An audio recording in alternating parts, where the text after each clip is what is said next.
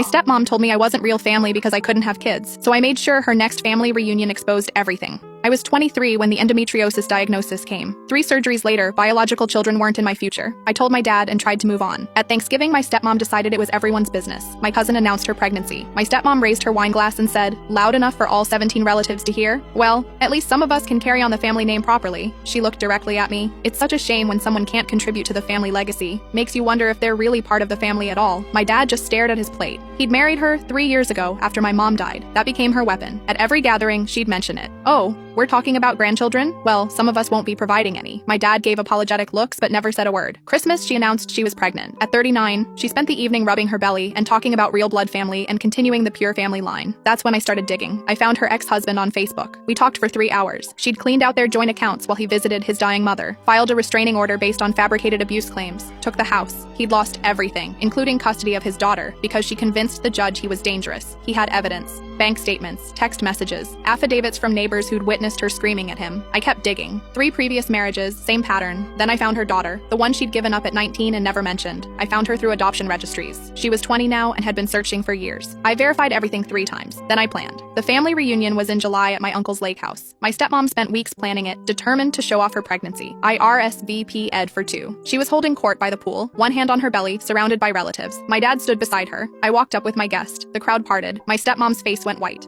"This is my sister," I announced loudly. "Her daughter from her first pregnancy, the one she's never mentioned." Her daughter turned to our stepmom. "I've been looking for you for 3 years. I just wanted to know why you gave me up." My stepmom stammered.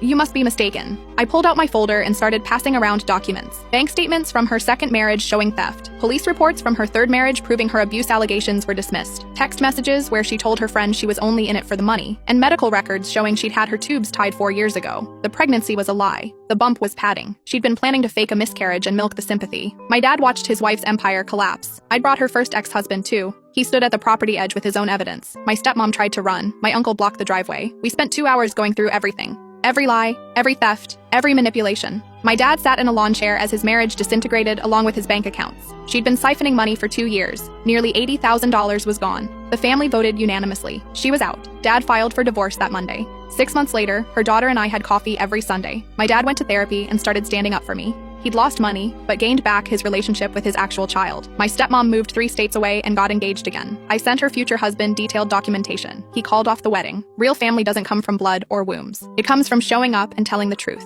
My stepmom never learned that, but she'll never forget the reunion where her real family made sure everyone else did.